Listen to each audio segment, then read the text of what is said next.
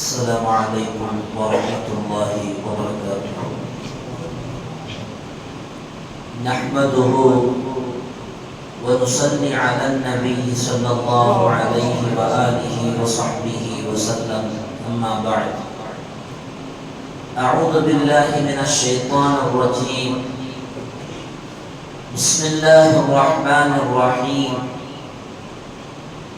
يا بني إسرائيل اذكروا نعمتي التي أنعمت عليكم وأوفوا بعهدي أوف بعهدكم وإياي فارهبون. صدق الله العلي العظيم. وقال نبينا وحبيبنا وسيدنا وقرة أعيننا وثمرة فؤادنا محمد صلى الله عليه وسلم: أفضل الصيام بعد رمضان شهر الله المحرم، وأفضل الصلاة بعد الفريضة صلاة الليل. صدق النبي صلى الله عليه وسلم. எல்லா புகழும் புகழ்ச்சியும் ஏக இறைவனாகிய அல்லாஹ் ஒருவனுக்கே உரித்தாகும்.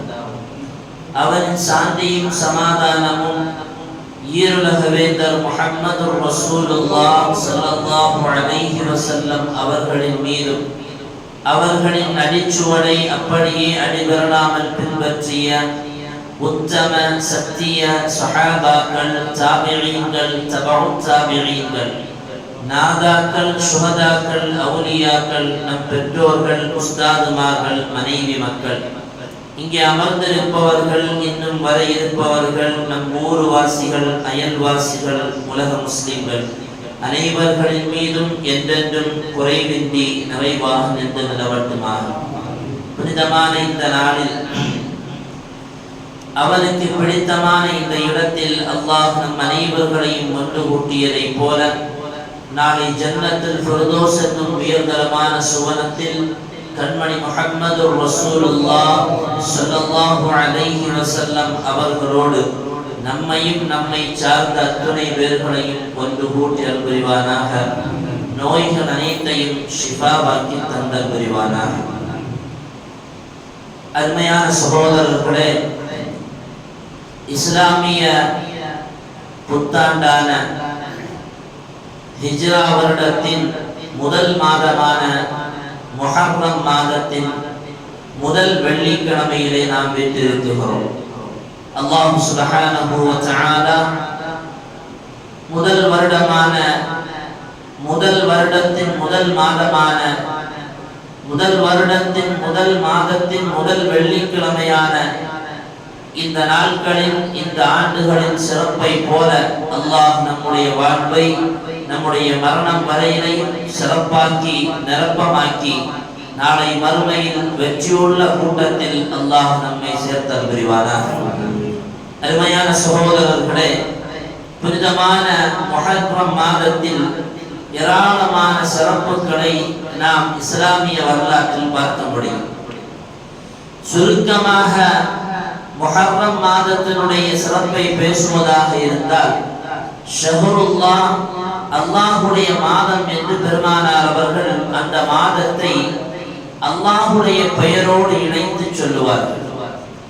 அல்லாஹ்வுடைய பெயரோடு இணைத்து சொல்லப்படுகிற போதே அந்த மாதத்திற்கான மகத்துவத்தை நம்மால் புரிய முடியும். குர்ஆனில் பெருமானார் ஸல்லல்லாஹு அலைஹி வஸல்லம் அவர்களை தன்னோடு அல்லாஹ் இணைத்து பேசுவான். தன்னுடைய அடிமை என்று குர்ஆனில் பேசுவான்.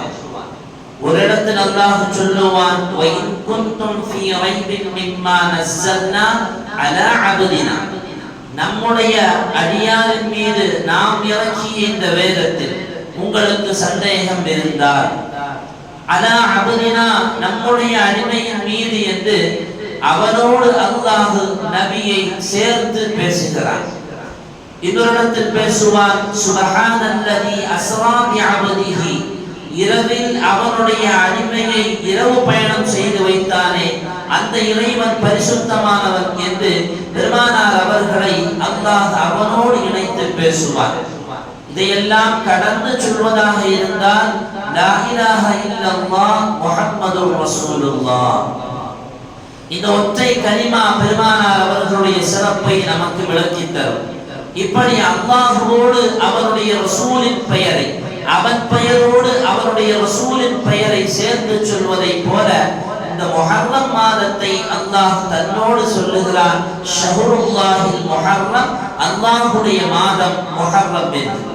இந்த ஒற்றை வரி நமக்கு முஹர்ரம் மாதத்தினுடைய சிறப்பை சொல்லித் தருவதை போல இன்னும் ஏராளமான சிறப்புகளை உள்ளடக்கிய, இன்னும் தன்னகத்தில் பல வரலாறுகளை பொதித்து வைத்திருக்கக்கூடிய மாதம் தான் இந்த முஹர்ரம் மாதம். பொதுவாக உலகில் ஒருவர் இன்னொருவருக்கு உபதேசம் செய்து விடுவோம், இன்னொருவரோடு நாம் பேசி விடுவோம், அவர் நமக்கு உபதேசம் செய்வார், நம்மோடு பேசுவார். ஆனால் நம்மோடு மிகவும் பேசுகிறார், நம்மோடு மிகவும் உபதேசம் செய்கிற ஒரு விஷயம் உலகில் இஸ்லாமிய வரலாற்றில் நமக்கு இருக்கிறது என்று சொன்னால் அது வரலாறு மட்டும்தான். குர்ஆன் வெறுமனை வார்த்தைகளை கொண்டு வடிவமைக்கப்பட்ட ஒரு 2 அட்டைக்குள்ளால் இருக்கக்கூடிய பேப்பர்கள் அல்ல. அதற்குள்ளால் அல்லாஹ் பல அற்புதங்களை வைத்திருக்கிறான், அல்லாஹ் பல நிகழ்வுகளை வைத்திருக்கிறான். அத்தனையுமே வரலாறுகளின் பின்னணியில் தான் அந்த வரிகள் எல்லாம் அமைந்திருக்கும். ஏராளமான வரலாறுகளை குர்ஆனில் பேசுகிற ரப்புல் ஆலமீன் அதிகமாக நபிமார்களுடைய வரலாறுகளை பேசுவார். அப்படி அவர் வரலாறை பேசுவதனுடைய நோக்கம் என்ன, குர்ஆன் இப்படி வரலாறை சொல்லுவதனுடைய நோக்கம் என்னவென்பதை குர்ஆன் தன்னை பற்றியே மக்களிடத்தில் சொல்லும். வகுல்லன் நகுஸ்ஸு அலைக மின் அன்பாஇர் ருசுல், உங்களுக்கு முன்னால் வாழ்ந்த நபிமார்களுடைய வரலாறுகளை உங்களுக்கு நாம் சொல்லுகிறோம். எதற்கு தெரியுமா? மா நுஸப்பிது பிஹி ஃபுஆதக், நபியே உங்களுடைய உள்ளத்தை திடப்படுத்துவதற்காக வேண்டி, உங்களுடைய உள்ளத்தை இன்னும் சக்திப்படுத்துவதற்காக வேண்டி. வஜாஅக ஃபீ ஹாதிஹி, அந்த வரலாறுகளில் உங்களுக்கு வந்திருக்கிறது அல் ஹக்கு, உண்மையும், வ மௌஇதத்துன், உபதேசமும், வ திக்ரா லில் முஃமினீன், இறை முஃமின்களுக்கு, அல்லாஹ்வை நம்பி வாழக்கூடிய மக்களுக்கு அதில் அறிவுரைகளும் இருக்கிறது என்று குர்ஆன் அந்த வரலாறை பற்றி, அதனுடைய நோக்கத்தை பற்றி நமக்கு சொல்லித் தருகிறது. குர்ஆன் முழுக்க அல்லாஹ் வரலாறை தான் பேசுகிறார். பொதுவா ஒரு வாப்பா தன்னுடைய பிள்ளைக்கு அவருடைய தகப்பனாருடைய வரலாறு சொல்லுவார். எங்க வாப்பா இவ்வளவு கஷ்டப்பட்டாங்க, இவ்வளவு நஷ்டப்பட்டாங்க, இவ்வளவு தியாகம் செய்தார்கள், அப்படித்தான் நான் உருவானேன்னு சொல்லுவாங்க. ஏன் அந்த வாப்பாவுக்கு தன்னையே சொல்ல வேண்டியதானே, நான் இவ்வளவு கஷ்டப்பட்டேன், நான் இவ்வளவு தியாகம் செஞ்சேன். முதல்ல அவர் எடுத்த வாக்குல என் வாப்பா இவ்வளவு கஷ்டப்பட்டாங்க, என் உஸ்தாத் எனக்கு இவ்வளவு கஷ்டப்பட்டு ஓதி கொடுத்தார், என்னுடைய முதலாளி இவ்வளவு கஷ்டப்பட்டு என்னை உருவாக்கினார். நாம அடுத்தவர்களுக்கு உபதேசம் செய்கிற பொழுது நம்மை விட முந்தியவர்களை சொல்லித்தான் உபதேசம் செய்கிற ஒரு வழக்கம் நமக்கு பழக்கமாகவே இருக்கிறது. இது எங்கிருந்து துவங்கியது என்று சொன்னால் குர்ஆனுடைய நடைமுறையில இருந்தே நம்மோடு பற்றி கொண்ட விஷயம் இது. குர்ஆன் முழுக்க அல்லாஹ் அப்படித்தான் பேசுகிறான். வைத கால ரப்புக லில் மலாயிகதி இன்னி ஜாயிலுன் ஃபில் அர்தி கலீஃபா, நபியே நீங்கள் நினைத்து பாருங்கள் மலக்குமார்களுக்கு அல்லாஹ் சொன்ன விஷயத்தை. வைத கால இப்ராஹீம் ரப்பி அரினி கைஃப துஹ்யில் மௌதா, நபியே இப்ராஹிம் நபி அல்லாஹ்விடத்தில் எப்படி நீ மௌத்தானவர்களை உயிர்ப்பிக்கிறாய் என்று அவர்கள் கேட்டதை நீங்கள் நினைத்து பாருங்கள். வைத கால மூஸா லி கௌமிஹி, மூஸா நபி அவர்களுடைய கூட்டத்திற்கு சொன்னதை நீங்கள் நினைத்து பாருங்கள். ஏன் அல்லாஹ் நேரடியாக பேசியிருக்கிறாமே, நபியே உங்களுடைய கூட்டத்திற்கு நீங்கள் இப்படி சொல்லுங்கள், உங்களுடைய கூட்டத்திற்கு நீங்கள் இப்படி உபதேசம் செய்யுங்கள். அல்லாஹ் அதையெல்லாம் விட்டுவிட்டு முன்னால் வாழ்ந்த நபிமார்களுடைய வரலாறுகளை சொல்லி அதில் இருக்கக்கூடிய விபரத்துகளை, படிப்பினைகளை எடுத்து வைத்து அதன் மூலமாக சமூகத்தை திருத்துகிற வழிமுறையை ரப்புல் ஆலமீன் குர்ஆனின் மூலமாக இந்த சமூகத்திற்கு சொல்லித் தருகிறார். அப்ப முதலில் ஒரு சமூகம் திருந்துவதற்கும் ஒரு சமூகத்தில் மாற்றம் மறுமலர்ச்சி ஏற்படுவதற்கும் நாம் ஆயுதமாக பயன்படுத்த வேண்டிய விஷயம் வரலாறு மட்டும்தான். ஏன் நாமே நம்ம ரசூலுல்லாஹ்வுடைய வரலாறை சொல்லித்தான் நம்மளை நாம திருத்திக்கிறோம். புதுசா எங்கிருந்தா நமக்கு திருத்தம் வருதா? இல்லை. குர்ஆன்ல அதிகமாக நபிமார்களின் வரலாறை பேசுகிற ரப்புல் ஆலமீன் அந்த நபிமார்களின் வரிசையில் அதிகமாக மூஸா நபியுடைய வரலாறை தான் பேசுகிறார். சுமார் 136 இடங்களில் ஹஜ்ரத் மூஸா நபி அலைஹிஸ்ஸலாம் அவர்களுடைய பெயர்களை கொண்டே அல்லாஹ் பேசுவார். பனூ இஸ்ரவேல் என்கிற ஒரு மிகப்பெரிய மக்கள் வாழ்ந்த மிகப்பெரிய ஜனத்தொகையை கொண்ட ஒரு சமூகத்தின் வரலாறை அல்லாஹ் குர்ஆனில் அதிகமாக பேசுகிறான் என்று சொன்னால் அது பனூ இஸ்ரவேலுடைய வரலாறை பற்றி தான். பனூ இஸ்ரவேல், இஸ்ராயீல் என்று சொன்னால் ஹஜ்ரத் யாக்கூப் நபி அலைஹிஸ்ஸலாம் அவர்களுடைய பெயர். அதிகமா நம்ம சொல்ற ஒரு பேர் இஸ்ராயீல். இமாம் குர்துபி ரஹ்மஹுல்லாஹ், இப்னு கத்தீர் ரஹ்மஹுல்லாஹ் அவர்கள் எல்லாம் தங்களுடைய தஃப்சீரில் அந்த ஆயத்தினுடைய விரிவுரையில் எழுதுவார்கள், இஸ்ராயீல் என்று சொன்னால் யாக்கூப் நபி அலைஹிஸ்ஸலாம் அவருடைய பெயர். இஸ்ராயீல் என்ற பெயருடைய பொருளை சொல்லுவார்கள், கான யாக்கூப் யுதுஆ இஸ்ராயீல பிமஅனா அப்துல்லாஹ். இஸ்ராயீல், இஸ்ராயீல் சொன்னா அப்துல்லாஹ் அர்த்தம், அல்லாஹ்வுடைய அடிமை என்று பொருள். அதிகமாக இஸ்ராயீல் என்று இல்லை, இஸ்ராயீல் என்ற பெயரை கொண்டு அழைக்கப்பட்டவர்கள் யாக்கூப் நபி அலைஹிஸ்ஸலாம் அவர்கள். இந்த இஸ்ராயீல் என்கிற இந்த சமூகத்திற்கு ஏராளமான நபிமார்களை அல்லாஹ் அனுப்பினார். ஏராளமான நபிமார்களை அனுப்பியது மட்டுமல்ல, ஏராளமான நபிமார்களை கொண்ட கூட்டமும் அந்த கூட்டம். அவர்களுக்கு வழங்கப்பட்ட ஞானத்தின் உச்சகட்டத்தை பற்றி குர்ஆன் பேசுகிற பொழுது நமக்கெல்லாம் அதிகமாக கேள்விப்பட்ட ஆயத்து தான் இஸ்லாமீன் என்று துவங்குகிற அந்த ஜுஸுவினுடைய ஒரு 4-5 பக்கங்கள் கழிந்ததற்கு பின்னால் முதலில் இருந்து 2வது ஆயத்து அல்லது 3வது ஆயத்தில் துவங்கும் அல்லாஹ் சொல்லுவான், யா பனி இஸ்ராயீல துகுரு நிஅமதி அல்லதி அன்அம்து அலைக்கும். பனூ இஸ்ரவேலர்களே, உங்களுக்கு நாம் வழங்கிய நிஅமத்தை நீங்கள் நினைத்து பாருங்கள். நிஅமதி அன்அம்து அலைக்கும் வஅஃபு பிஅஹ்தி, என்னுடைய ஒப்பந்தத்தை, என்னுடைய கராரை நீங்கள் நிறைவேற்றுங்கள். அப்படி நிறைவேற்றினால் ஊஃபு பிஅஹ்திக்கும், உங்களுடைய ஒப்பந்தங்களை, உங்களுடைய தேவைகளை நான் நிறைவேற்றி தருவேன் என்று அல்லாஹ் சுப்ஹானஹு வ தஆலா பனூ இஸ்ரவேலர்களுக்கு செய்த நிஅமத்தை பற்றி அல்லாஹ் பேசுவார். இந்த கூட்டத்துக்கு அல்லாஹ் அப்படி என்ன பெரிய நிஅமத்தை செஞ்சிட்டான்? ஏராளமான நபிமார்களை அனுப்பப்பட்ட கூட்டம், வேதங்கள் அதிகமாக கொடுக்கப்பட்ட கூட்டம், வானிலிருந்து மன்னு செல்வா என்று சொல்லப்படுகிற சுவனத்தினுடைய உணவுகள் வழங்கப்பட்ட கூட்டம். அது உங்களுக்கு என்னப்பா வேணும்? எங்களுக்கு இன்னதெல்லாம் வேணும். அல்லாஹ் கொடுத்தான், நீ திருந்தினா மட்டும் போதும், எனக்கு மாறு செய்யாமல் இருந்தால் மட்டும் போதும், நான் சொல்லுகிற வழியினுடைய பாதையை அமைத்துக் கொண்டு நீ பயணித்தால் போதும், உனக்கு என்ன வேண்டுமோ அத்தனையும் நான் தருகிறேன் என்று சொல்லி ஒரு சமூகத்திற்கு அல்லாஹ் வானை பிளந்து உணவை கொடுத்தான் என்று சொன்னால் அது பனூ இஸ்ரவேலர்கள் மட்டும்தான். மன்னு செல்வா என்கிற உணவு, உயர்ந்த உணவை கொடுத்த ரப்புல் ஆலமீன் அதை தேக்கி வைக்க கூடாது என்கிற போது அதை தேக்கி வைத்தார்கள். அவ்வப்போது இறங்குகிற பொழுது அதையெல்லாம் நீங்கள் உணவுண்டு அதை தீர்த்து விட வேண்டும் என்ற போது இல்லை, அடுத்த நாளுக்காக வேண்டியதை சேமித்து வைத்தார்கள். அந்த உணவு தடுக்கப்பட்டது. தொடர்ந்து அல்லாஹ் நிஅமத்தை பற்றி இமாம்கள் மக்கள் நமக்கு சொல்லுவார்கள், வஅதாஹுல் ஹஜர், ஒரு கல் அவங்களுக்கு கொடுக்கப்பட்டிருந்தது. அல்லதி கான கரஸி ரஜுலி, அந்த கல் எப்படி இருக்கும் தெரியுமா? ஒரு மனிதனுடைய தலையை போல இருக்கும். யுஸ்தீஹும் மா ஷாஅ மினல் மா, அவங்க நினைக்கும் போதெல்லாம் அந்த கல்லில் இருந்து அவங்களுக்கு தண்ணி வருமா? நமக்கு அப்படி ஒரு கல் இருந்தா உடனே ஒரு டங்கு போட்டு உட்கார்ந்து அந்த பக்கம் 2 பத்தியை கொடுத்து வச்சு 4-5 பேர் வர்ற மாதிரி வேலையை பார்த்துவோம். பனூ இஸ்ரவேலர்களுக்கு அப்படி ஒரு கல் இருந்தது. அந்த கல்லை அவர்கள் நினைக்கிற பொழுதெல்லாம் அதிலிருந்து அவர்களுக்கு தண்ணி பீரிட்டு ஊரிட்டு வரும். அதை எடுத்து குடிப்பார்கள். போதும் என்கிற பொழுது அந்த கல்லை அப்படியே உயர்த்தி பிடிப்பார்கள். அதிலிருந்து பிளந்து வந்து கொண்டிருந்த அந்த தண்ணி அப்படியே நின்றுவிடும்.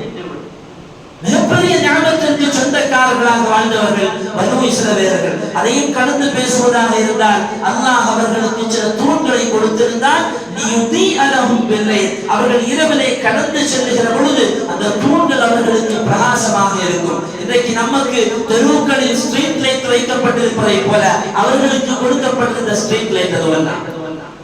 மூஸா நபி அலைஹிஸ்ஸலாம் அவர்கள் அந்த மக்களை பார்த்து சொல்லுவதை அல்லாஹ் நபிக்கு சொல்லுவான், நபியே, மூஸா நபி அவர்கள் தங்களுடைய கூட்டத்தை பார்த்து அல்லாஹ் வழங்கிய நியாமத்தை நீங்கள் நினைத்து பாருங்கள் என்று அந்த மக்களுக்கு சொன்னதை நீங்கள் நினைத்து பாருங்கள். وَإِذْ قَالَ مُوسَى لِقَوْمِهِ, மூஸா நபி அலைஹிஸ்ஸலாம் அவர்கள் அவருடைய கூட்டத்திற்கு சொன்னார்கள், யா கௌமி உذ்குரு நிஅமத்தல்லாஹி அலைக்கும், அல்லாஹ் உங்களுக்கு செஞ்ச ஞாபகத்தை நீங்க நினைச்சு பாருங்க. இது ஜஅல ஃபீகுமுல் அன்பியா, உங்களிலிருந்து மூசா ஹாரூன் என்ற நபிமார்களை போல நபிமார்களை அல்லாஹ் ஆக்கினார். வஜஅலகும் முலூகா, நீங்க அடிமையாக இருந்தீர்கள்.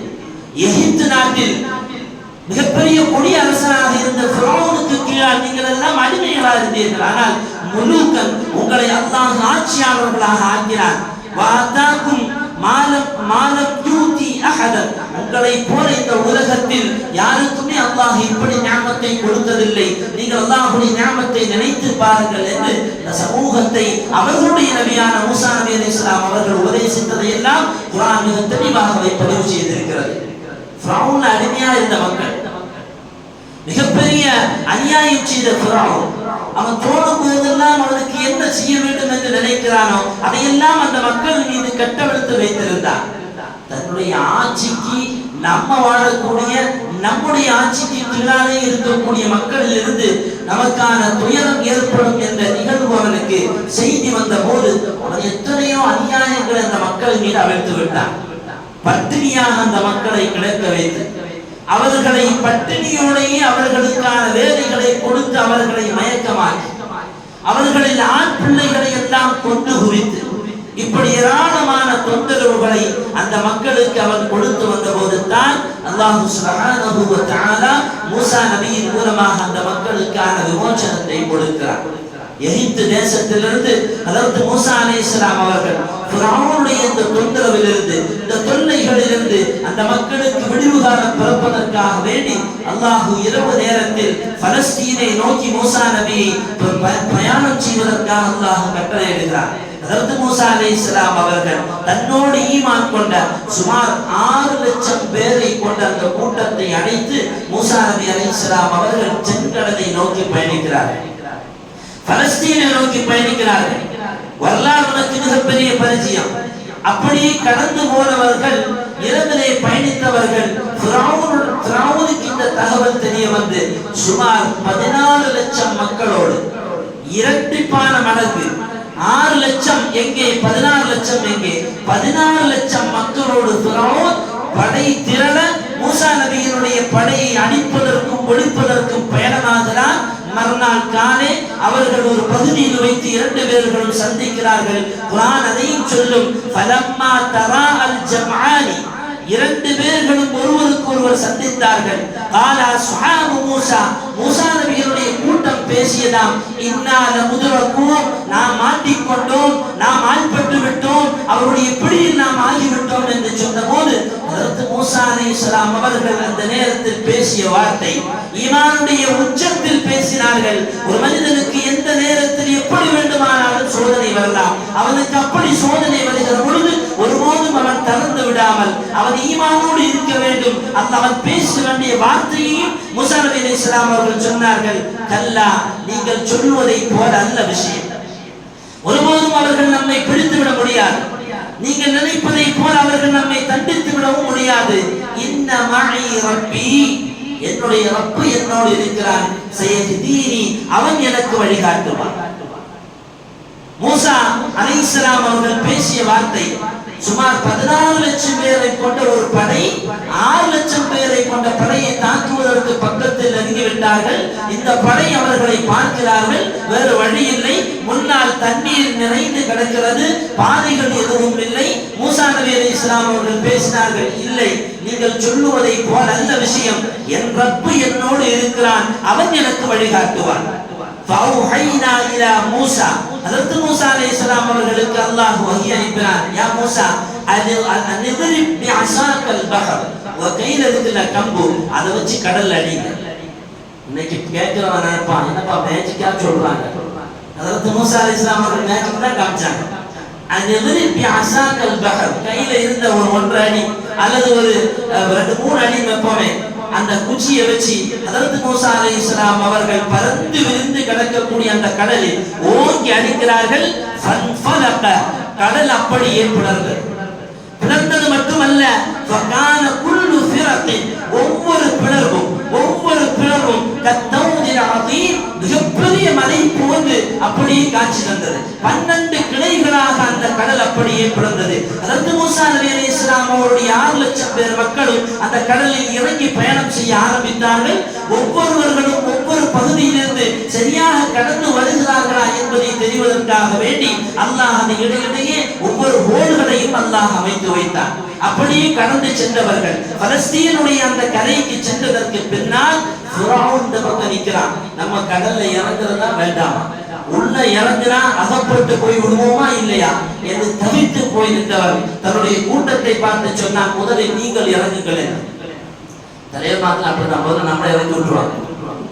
அப்படி இறக்கி விடலாம். இறக்கி விட்ட போது அல்லாஹ் ஒரு மலக்கை அனுப்பி அவனுடைய குதிரைக்கு ஸ்க்ரூவை கொடுத்து முதல்ல அவன் குதிரை முன்னால போச்சு. எல்லோருமே பின்னாலே போனார்கள். மூசா நபி இடத்தில் சொன்னார், எந்த குச்சியை வைத்து நீங்கள் அடித்தீர்களோ அதே கம்பை வைத்து அதே குச்சியை வைத்து அந்த கடலில் அடியுங்கள் என்று சொன்ன போது அதற்கு மூசா அலைஹிஸ்ஸலாம் அவர்கள் அடித்தார்கள். அந்த கடல் மூடியது. ஃபிரௌன் அப்படியே மூழ்கி செத்து போனார். அருமையான சகோதரர்களே, இந்த நிகழ்வின் சொல்ல வருகிற விஷயம் அநியாயக்காரர்களை அல்லாஹ் எப்படி அழிப்பான் என்பதை நமக்கு இது பாடமாக வைத்திருந்தாலும் மூசா நபி அலைஹிஸ்ஸலாம் அவர்களை காப்பாற்றியது, மூசா நபி அலைஹிஸ்ஸலாம் அவர்களை ஃபிரௌனுடைய அநியாயத்திலிருந்து அல்லாஹ் தப்பிக்க வைத்ததெல்லாம் நாம் வீட்டிருக்கக்கூடிய இந்த முஹர்ரம் மாதத்தில் 10வது நாள் என்று சொல்லப்படுகிற ஆஷூராவுடைய நாளில் அல்லாஹ் அமைத்து வைத்தார். இந்த மாதம் மிக சிறப்புக்குரிய மாதம், ஏராளமான நியமத்துக்களை நமக்கு அள்ளி தந்திருக்கக்கூடிய மாதம். இந்த மாதத்தை நாம் வெறுமனே இஸ்லாமியர்களுடைய புத்தாண்டு என்று சொல்லி முட்டாய்களை மட்டும் கொடுத்து விட்டு அல்லது இனிப்புகளை பரிமாறிவிட்டு கடந்து செல்லுகிற மாதம் அல்ல. இந்த மாதத்தினுடைய மகத்துவத்தை விளங்கி இதில் நல்ல அமல்கள் செய்வதற்கும் இந்த மாதத்தில் அல்லாஹ் வைத்திருக்கக்கூடிய ஆஷூரா என்னும் 10வது நாளில் நோன்பு நோற்று நாம் அதனுடைய பிரதிபலனை முழுமையாக அடைவதற்காக வேண்டி முயற்சி செய்ய வேண்டும். பெருமானார் ஸல்லல்லாஹு அலைஹி வஸல்லம் அவர்கள் இந்த மாதத்தினுடைய 10வது நாள் நடந்த சிறப்புகளை நமக்கு பட்டியலிடுகிறார்கள். ஹஜ்ரத் பெருமானார் ஆதம் அலைஹிஸ்ஸலாம் அவர்களுக்கு அல்லாஹ் தௌபா வழங்கிய அந்த அல்லாஹ் அவர்களை சுவனத்திலிருந்து இந்த புவிக்கு அனுப்பி அவர்களிலிருந்து தவறு நிகழ்ந்த, அதாவது நிறைய பேர் ஆதம் அலைஹிஸ்ஸலாம் அவர்கள் பாவம் செஞ்சாங்கன்னு சொல்லுவாங்க. சொல்லவே கூடாது. நபிமார்கள் பாவத்தை விட்டு பாதுகாக்கப்பட்டவர். இஸ்மத்துல் அன்பியா, அவர்கள் ஒருபோதும் பாவம் செய்பவர்கள் அல்ல. தவறு நிகழ்ந்தது, தவறுக்கும் பாவத்துக்கும் வித்தியாசம் இருக்கிறது. தெரியாமல் மறந்து நிகழ்ந்ததை அல்லாஹ் அவர்களுக்கு அதற்கான பரிகாரம் கொடுத்தது இந்த முஹர்ரம் மாதத்தினுடைய 10வது நாள் தான். யூனுஸ் நபி அலைஹிஸ்ஸலாம் அவர்களை மீனுடைய வயிற்றிலிருந்து அல்லாஹ் விமோசனத்தை கொடுத்ததும் இந்த முஹர்ரம் மாதத்தினுடைய 10வது நாள். யூசுப் நபி அலைஹிஸ்ஸலாம் அவர்கள் பல நாட்கள் அவர்களுடைய தகப்பனாரை விட்டு பிரிந்திருந்து அதற்கு பின்னால் அவர்களை தகப்பனாரோடு சேர்த்ததும் இந்த ஆஷூராவுங்கிற இந்த முஹர்ரம் மாதத்தினுடைய 10வது நாள் தான்.